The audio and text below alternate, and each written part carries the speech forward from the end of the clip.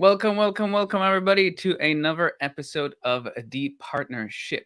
I'm really excited about this one because we have Greg Portnoy, I hope I pronounced that right, You did. the CEO of Euler with us today, and formerly the VP of Strategic Partnerships at Attentive, which is a unicorn company where he built out the partner program to over $25 million.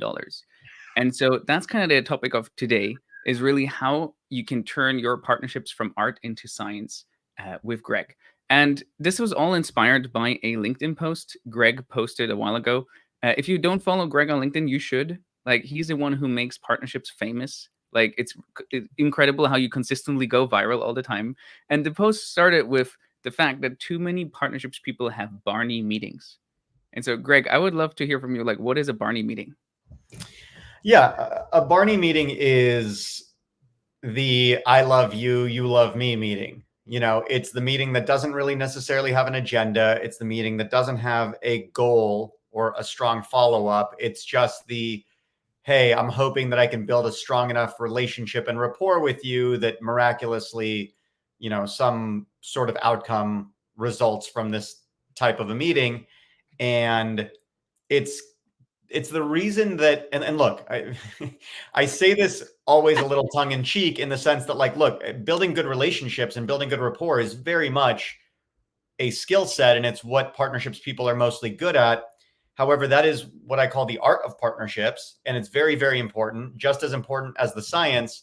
However, the reason that we've all been kind of known as a very hand-wavy group in terms of partnerships, the reason that most boards and CEOs and CROs don't really understand or resource or appreciate partnerships as much as they should is because too many partner teams have focused on the art of the Barney meeting and less on the science of how do we build a predictable, scalable partner program.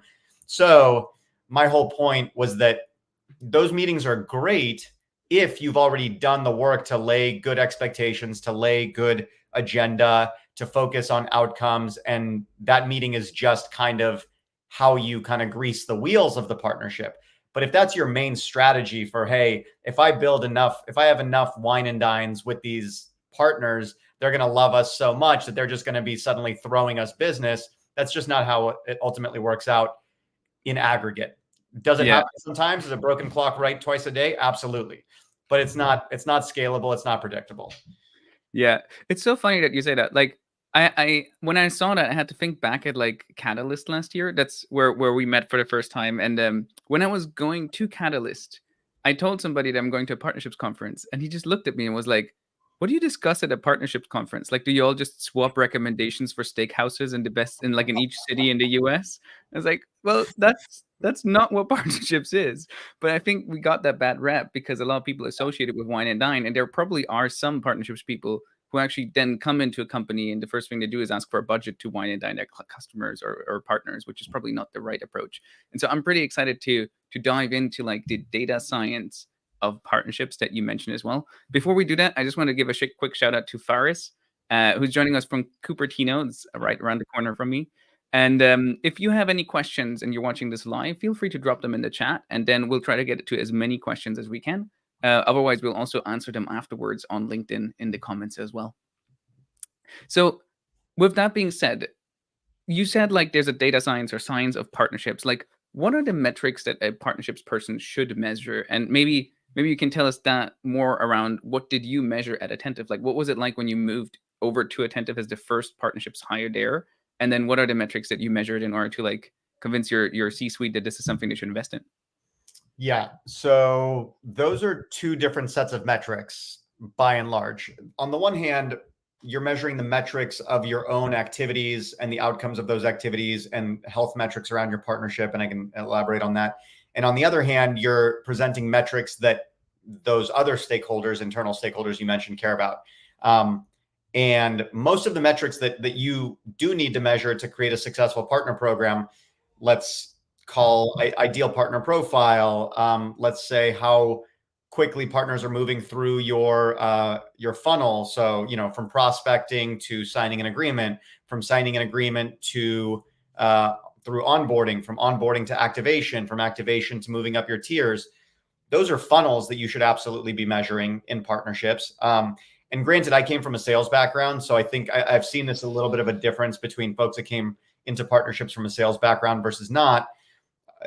Partnerships should be very much thought about as a funnel. It's a life cycle, just like you have customer life cycles, you have partner life cycles, and they should be tracked and measured the same way. And if you guys have ever heard Jocko at Winning by Design talk about the bow tie funnel and optimizing at every stage of the funnel, you can do the same thing for partnerships. You can be very scientific about it, but you have to have a good process and a way to track how things move through that process.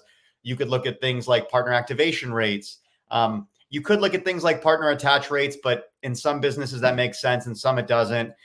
You want to look at, frequency and velocity of business coming from partners. You want to look at value driven to partners versus value received from partners. You want to be looking at like these, and this is where it starts to transition into metrics that the C-suite cares about. What are your close rates from partnerships? What are your sales cycle velocity from partnerships? What is your average contract value from partnerships? What's your retention rate from partnerships? And then compare those metrics to those of sales and marketing. Not necessarily to say that you should be competing with them, but at the end of the day, partnerships finds itself in a position where we really do have to validate and justify our contribution, and the fact that partnerships is the highest efficiency growth driver for the business. And the only way that you're ever going to create real traction and validation of that is with the data. So at Attentive specifically, we definitely track like, hey, what's our actual activation rate of partners? Because we were really good at getting partners in the top of the funnel, and then we optimized for like, okay, are we getting the right partners in the funnel? Are we activating and onboarding and activating them correctly? And how are we growing the amount of business that we're getting from each partner over time? And if we saw that partners stagnated, we realized, hey, maybe we need to hire another partner manager, because now this partner manager has too many accounts and they're not able to effectively manage these relationships. And ultimately, it's not just about volume, but it's also about quality. And there's no point in spending all your time trying to fill the top of the funnel with new partners if you're not optimizing and maximizing the relationships that you've already built. Yeah. And I think that's a really important point, because I'm a big believer that you probably need less partners than you think. I talked with Nelson Wang like last year about this on the podcast as well. And he had like 700 partners at Box when he built his first program. And then realized that he probably only needed like maybe 50 or so, because like most of these partners didn't actually like engage with customers, or didn't provide the value that was paying him back on like the effort he put into enabling them. And so it might have been better to just focus on less partners. And so in the same vein, I'm curious, like there are a lot of metrics you can measure, right? Like you just listed like several that your C-suite cares about, your partners cares about, etc. Is there like a North Star metric that your team at Attentive really cared about, where you were like, hey, if this metric goes up, we know that our partner program is healthy? Or do you think it's not as simple as like distilling everything into one metric for partnerships?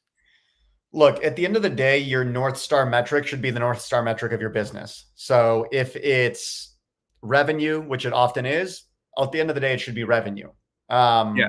Because ultimately, even though partnerships adds value across a multitude of areas in a business and a multitude of teams, and pretty much in every way that the business operates, if you're not hitting or exceeding that North Star metric of the business, if you're not clearly a meaningful component of your business's ability to hit that North Star metric of the business, nobody cares what else you're doing, because it's just very, very few people have that long-sighted view. And partnerships is a long game. It's a long play. It's a strategic play. And hitting that North Star metric is what buys you the latitude and the grace to go do all the other work that's important for the business that partnerships can impact. Yeah. I think with like the North Star metric of revenue, like I have a little bit of a pet peeve with it. I talked about this with Jared Fuller 2 weeks ago. And the problem with it is that probably everybody needs revenue, right? Like if you ask people like, so what do you want? There's like more money. Like that's a pretty obvious one from partnerships, right? But the way you get more money is probably different for every company. Like he had this example of like PandaDoc and HubSpot, where it was clear that like if a customer signs their first sales deal, that would be like the moment where they upgrade to a paid HubSpot plan. So HubSpot makes more money by getting people to sign sales deals, which is where the partnership was really successful. And so I think it also makes sense to like dig deeper into like what is the metric of your company, as you said, like what is the one thing that your company really cares about, and your company might not even know it. Like your company might also be like blinded by like, oh, we want revenue, but might not understand like what is the driver that helps people like sign up for paid plans, make more, like invest more money into the product. And I think there was a question from Michael Dorothy, which I thought was great because you kind of like alluded to it already through your answer. And that was like, what metrics, KPIs, OKRs are most useful to manage execs up the chain and your partners? And I think you alluded to it like with the execs, like, okay, they care about revenue, they care about partner attach rate, stuff like that. How do you motivate your partners through data? Like, how do you use data to actually like make sure that your partners invest into your partnership as well? Because they will be the ones who have to go for the enablement. They will be the ones who have to train their whole team. They will be the ones who have to bring it up in sales calls.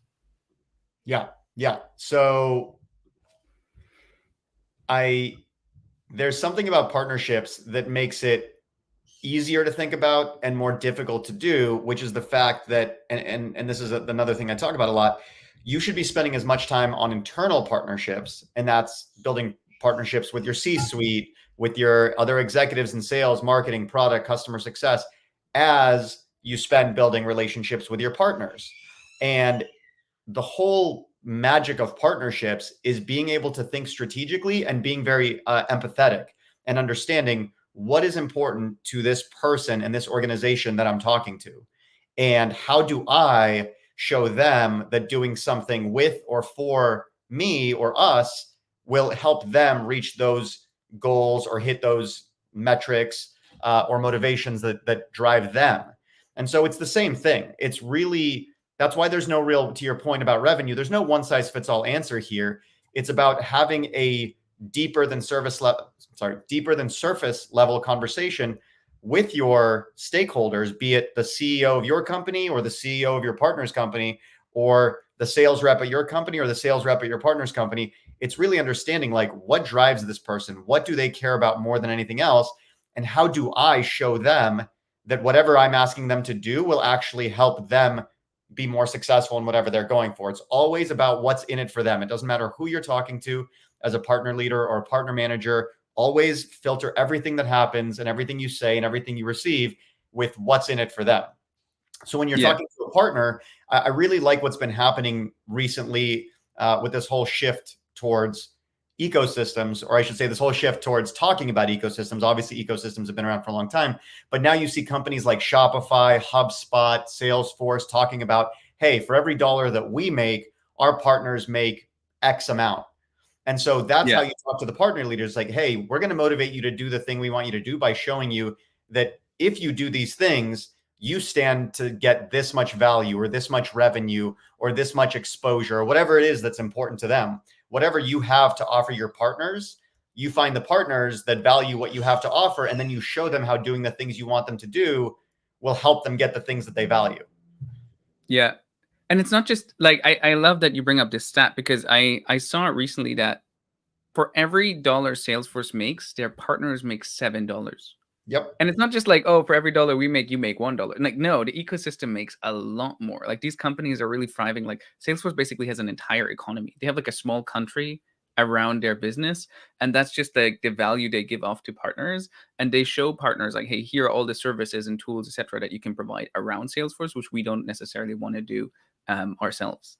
And I think that's it's so interesting, because like basically what I'm hearing is that you shouldn't set your own metrics for partnerships. What you should do is you should align partnerships metrics with all the other teams. Like, all the other teams have metrics. Yep. And you as partnerships just like show them how they can win through partnerships, rather than actually setting up your own partnerships goals, which aren't really relevant anyways, because partnerships teams, I guess, are like always really small. So you always need the help of somebody, like either a partner or a marketing team or a sales team, to actually achieve those metrics. Well, that's the irony of partnerships, is that we don't manage anyone. Nobody reports to us. Nobody has to do, internally or externally, nobody has to do anything for us, which is really cool when it works, because you really think back, zoom out and think about it. It's like, we just convinced an entirely other individual or team or entire business to do something for us, to go out there and drive value for us and help us hit our goals. Like, that's actually very impressive. That's a talent that partnerships people have, and I think gets kind of discounted because you get so caught up in the weeds, you don't realize like you're out here making friends and influencing people, and it's important. And the easiest way to do it, again, is what are the metrics of the people that I'm trying to work with, and how do I convince them or show them, whatever you want to call it, that I can help them do that if they help me. It's a very interesting dynamic that I think often goes unappreciated because people are so stuck in the weeds if you're in the job, or you're so unclear about what the people stuck in the weeds are doing if you're watching them do the job. Yeah. And that's also where like the stuck in the weeds can lead to like the art of partnerships being overemphasized. Like it can be oh, I need to spend more time with people to actually like make sure that they like me. So then when I have a question or like when I have an ask for them, I'm gonna like, point back at that steak dinner we had and say, yeah, we had that steak dinner. That's why you should help me, rather than actually the metrics. Like it's good to have rapport, but ultimately people will only act if they really think that there's an incentive for them. Because you can only wine and dine like maybe a couple people at the company. You can't wine and dine everybody. And so if the partner manager at the other company will say, hey, yes, like we should do this, they still need to convince their execs and their product manager and their salespeople and everybody else. And you can't buy them all dinner. Like at some point, like the metrics need to speak. And that also goes in line with like what Michael actually said as well. That sales is accountability, and the unmeasured alliance exec is the refuge of the stagnating cash cow. I thought that was great because you do see it sometimes, like with large companies which have very, very profitable businesses. They might hire somebody who's like an ex-consultant, for example, who does partnerships, and they like do strategy and take people out for dinner and stuff like that, but nothing really happens. And because nobody reports into them, and because they don't have their own metrics, but they have metrics like of other teams that they're trying to support, they can always point at other teams' metrics and say like, yes, but the business as a whole is growing. So we don't actually, like partnership seems to be working. We just can't tell you exactly how. And so with that, I wanted to actually like dive into the next question I had, which is, what challenges did you have when you measured partnerships? Because it's so hard. Like you can't tell like, hey, I had this dinner and that's why like revenue is growing. But at the same time, like a lot of the other metrics are also kind of fluffy because the sales team might have closed a deal anyways. Like, is it partner influence revenue? Is that like a valid metric? It's like one of the biggest discussions right now. I think that is one of the most frustrating rebuttals that the partnerships people get is, oh, well, we would have closed this anyway. And it has been shown through thousands of companies and thousands of data points that partner sourced opportunities or partner influenced opportunities close faster, close at a higher rate, spend more money, stay longer, cost less to acquire. If they're using integrations, if you have integration partners, customers that are using 1, 2, 3, 4 integrations, again, engage more, spend more, stay longer. So it's a very frustrating, it's a very naive statement that comes from sales execs that don't understand that it would have closed anyway. And look, that's possible, but it probably would have taken longer to close. It would have had less likelihood to close, and it would have spent less money. So that is why it might have never started in the first place. Well, like no, the conversation might have never happened in the first place. Right, which is why I'm such a data hawk, and which is why I'm like constantly beating the drum of getting partnerships teams to be data driven, because I get it. Look, from the other side of the table, if you don't have any data to support this, it's just he said, she said. So if you have data to support this, if you can definitely show, hey, these 3 reps that are regularly working with partners are the top 3 performing reps, and their metrics are higher than any other. And these customers coming from partners have all those better metrics that I just described. And so the challenge of this, the biggest challenge for partnerships teams in tracking this are 2 main things. Number one, they just don't have time. I wrote a post, I think like 3 months ago, around how the average partnerships team is doing 15 to 20 different jobs on a weekly basis, and that's a lot. That's really a lot. We wear so many hats. And so managing all that is enough. Tracking all of it is virtually impossible without good tooling. And even if you had the time, there's no good tooling for it. CRMs aren't set up for it. Traditional PRMs and portals are not built for data or process tracking at all. They're just, it's a whole separate topic, but they're not set up for it. partnerships, every other team has tools that exist to help make the team more successful with less effort. Partnerships doesn't have that. It's the entire reason that I've built Euler. It's the entire reason that I'm so data focused is I want to give partnerships the ability to really be more data driven and process oriented. But it's not like I'm going to say it and everybody in the partnerships ecosystem is going to be like, oh my God, why didn't I think of this? There's a reason that partnerships hasn't been data driven so far. And it's because they either don't have enough time or they don't have the way to do it. And look, Google Sheets doesn't scale. I talked to hundreds of partnerships teams over the last year, and the most common piece of partner tech is Google Sheets. It's not scalable. So that's the biggest challenge. Yeah. I mean, I'm so curious then, like, what do you think is wrong with partner tech? Like, because like, so for example, myself, like we looked at a couple of tools and we had tools, like we tried different tools as well. And like a lot of them, it turns out, are just too either robust for you as a partnerships leader, or you actually like spend most of your time then implementing the tool or getting buy-in for the tool or something like that instead of like actually driving partnerships, right? And so when is the right time? I guess what tools help? And like this is a loaded question because you're building a partnerships tool. And then also at what stage of a company or partnerships program is actually the right time to invest in tools to help you with like the science of partnerships? Yeah, no, that's a great question. So let's talk about where we've come from. So CRMs are obviously not set up for partnerships. You should obviously, I think one of the misnomers, missed thoughts around partnerships tech was that partnerships should have its own source of truth. I would challenge you to find any other team in the business that has its own source of truth rather than a tool that plugs into the CRM as the source of truth. And so partnerships does not have the leverage nor the budget nor the influence to have its own source of truth. And so none of the historical partnerships tools, they all had very, very mediocre CRM integrations, if at all. And so that was number one part of the issue is you immediately put partnerships over here when the rest of the business was operating over here. And that's the opposite of what you need to be doing. You need to be integrating partnerships much more into the KPIs and the language and the workflow and the data of the rest of the business rather than trying to sequester yourself over here. So that was one of the issues. The other issue is that a lot of these partnerships tools were honestly built in the age of traditional channel when you had companies like Salesforce and Intuit and Oracle and, big enterprise companies that had that, hey, for every dollar we make, you make $7. And in that situation, yeah, you should definitely have leverage to try to make partners log into your portal and follow your process. Although if you look at Microsoft, who drives 95% of the revenue from the channel, you look at AWS, you look at Shopify, all these huge companies, they all still have trouble getting partners to log into your portal. So mom and pop SaaS company, your partners aren't going to log in. You have no leverage. So stop trying to change human nature and do that.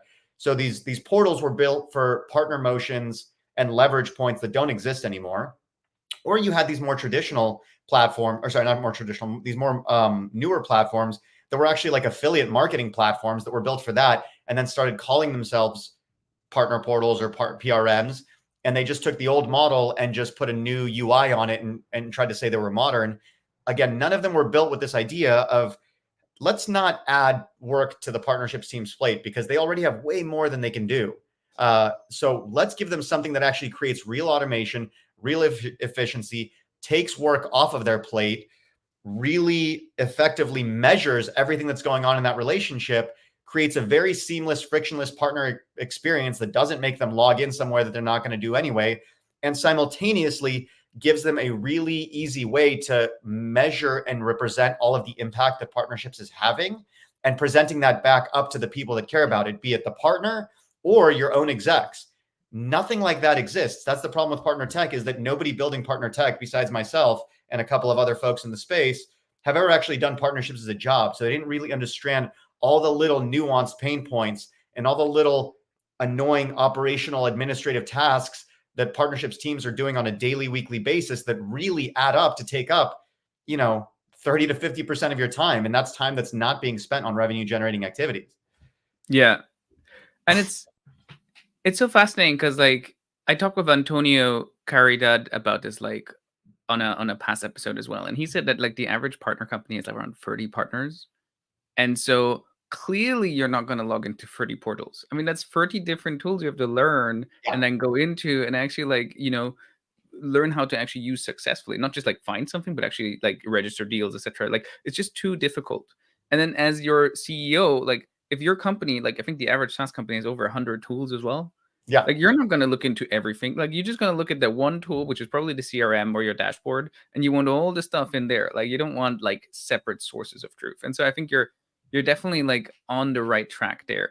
I'm just curious, like at what stage then do you think is the right time? Like when do we graduate from Google Sheets? Yeah, that's a great question.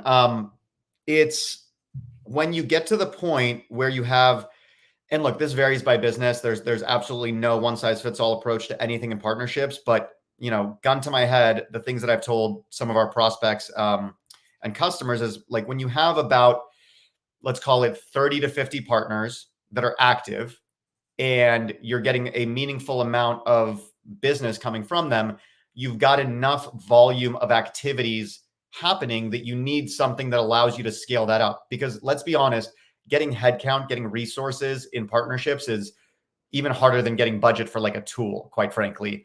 And Yeah. so you want to be able to create leverage. You want to be able to effectively justify the impact that the small team or even one person team that you already have is driving before you ask for more headcount.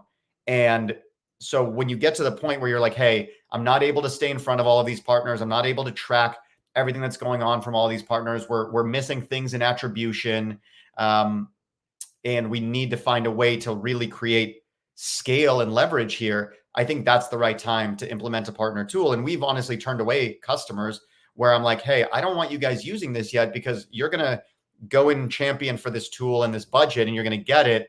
And it's really not going to move the needle for you yet because either you don't have enough significant pain points and volume for it to matter, or I can see that your business isn't truly invested in partnerships yet. And if the business isn't invested, if you're not looking at partnerships of like, how do we scale this? How do we grow this? How do we make this 25, 30, 50% of our revenue? Then why invest in a tool? Because your head's not in the game. Yeah. 100%. I mean, you as a partner tech company need to be 100% clear on your ICP, right? And similarly, like as a partnerships professional, I think a lot of people start a new job and then feel kind of lost and go like, what do I do? And partnerships are like all about like not having control over your partner. So it feels kind of scary to engage with partners because it's kind of all like loosely defined and it's like very difficult. You're like playing an influence game rather than controlling. And so implementing a tool feels like something you have control over. And so there's a temptation to start a new job and then just go like, oh, I need this tool to be set up and then I'll start finding my partners. And that's just, putting the cart before the horse.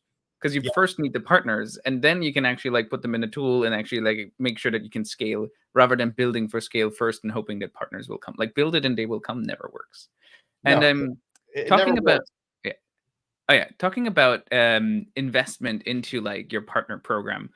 Before we wrap up, I just wanted to like make sure that we answer this question by Faris, which is if you have multiple partner programs like referrals, reseller, OEM, GSI, is there a science to figuring out which one to focus on today versus in the future? And it kind of goes to that same element of like, when do I know if it's the right time to scale or not? Yeah, no, that's a great question. And I see too many businesses trying to do it all at once. What you need to really evaluate is what is the level of effort on internally for us to stand up effectively each of these types of programs versus what is the potential impact. And you will very clearly see that some of these are easier than others. A reseller program, a GSI program, those take a lot of investment to stand up effectively. And those also take a lot of time to bear fruit and to start really moving the flywheel. And so you may want to start with something a little bit lighter weight, unless you're like, hey, our entire go-to-market strategy is going to be reseller, or our entire go-to-market strategies are largely going to be GSI or OEM or something like that. It's a blend of inputs versus outputs, what resources you have available, and kind of what is a more strategic goal for your business. But that's a conversation that you need to have early on before you start throwing a bunch of stuff at the wall and seeing what sticks. And either way, back to the kind of like when is it good to have partner tech? I tell everybody, start with process and documentation and measurement as early as possible. It should be a Google Sheet. It could be, and it should be a Google Sheet. And it could be something very, very basic. You could be measuring one metric and you could have one Google Sheet. and one process, but start early and then just slowly iterate on a monthly, quarterly basis, whatever it is. And you'll be surprised how easy it is to build good process and to get some good data by just like starting small and iterating. And it's the same thing with choosing which partner program. Like there's no way to figure it out without data. There's no way to figure out, all right, well, how long did it take us to create all of this sales enablement for resellers? How long did it take us to penetrate that GSI? What result did it bear? What's the ROI of this effort so far? And are we willing to invest in that over the next 18 to 24 months to make it work? Or do we just want to focus on referral and ISV partnerships at the moment and see where that gets us? But you have to think strategically, and then you have to measure every experiment and hypothesis that you test. Yeah. The only person or entity that can tell you whether it's worth investing more is the market. Like whatever works, like whatever moves the needle for your company is the right thing to invest in more, right? And so you can't figure this out. Like I like what Michael said, like partnerships naturally attracts people with ADHD because there's so many different hats. Like you said, like 16 different jobs. And so similarly, like partnerships can have like all kinds of different like notions, like referral, reseller, OEM, etc. And so the way to figure it out is probably not to try to do everything at the same time, because that's like a recipe for failure. So instead, the science would be to experiment and say like, okay, we'll try a little bit here, and then whatever works, we just pour more resources into, and then just let everything else wither in the meantime, and then hopefully pick them up later if it's a right fit for your company. Yeah, you have to come in with a plan, honestly, because otherwise you're going to have sales say, oh, I think we should partner this way. The CEO says, I think we should partner this way. Marketing says, I think we should partner this way. And if you don't have a plan to dig your feet in and say, this is how we should go about it, you're going to get pushed in every direction. And that ADD is going to kick in. You're going to be like, oh, let me try this. Let me try this. Let me try this. And ultimately, if you don't have a plan, you don't have a strategy, you don't have a way to track the experiments and outcomes, you could be successful, but statistically you won't. Yeah, 100%. Yeah, measurement is so important. And that's why Wine and Dine is over. And now it's all about track and hack. Greg, that is a great way to wrap it up. But do you have any last thing you would recommend, like based on your time at Attentive, but also like your 10 years experience in partnerships, that people should consider when they're going out now and trying to restate their metrics for their partnerships programs? Yeah, alignment. Good early executive alignment. It doesn't matter what you think your goals are. It doesn't matter what you think you should be doing or what you believe is the right thing to do. Unless you have very clear early alignment with the people that you report to, with the people that cut your checks, with the people that approve your budget, with the people that basically say whether you live or die in that role, nothing else matters. So you have to have those hard conversations early. You have to ask all of these questions that you just asked me. You have to have good answers for those, and you have to ask those questions of your executives, and you have to make sure that you guys are aligned on the answers to those questions, because otherwise you will find yourself thinking that you're doing an amazing job, and it could very well be a very different perception otherwise. So none of this other stuff I mentioned matters unless you and the people that you ultimately report to are aligned on the same North Star. It goes back to what you said earlier, this podcast. Like it's almost as much about building internal partnerships as external partnerships. Like those internal alignments and partnerships and making sure you're in lockstep is key. 100%. This was super, super helpful. Greg, I really appreciate you taking the time. If you haven't, check out Greg's LinkedIn. It's consistently blowing up with amazing posts. And then also check out Euler as well if you're in the market for a new partner tech tool. And with that, we'll be back in 2 weeks' time. Thanks, everybody. You could have been anywhere today, and you chose to spend this time with us. And I really appreciate it. Thanks a lot. Thanks, Franz. See you then. Every time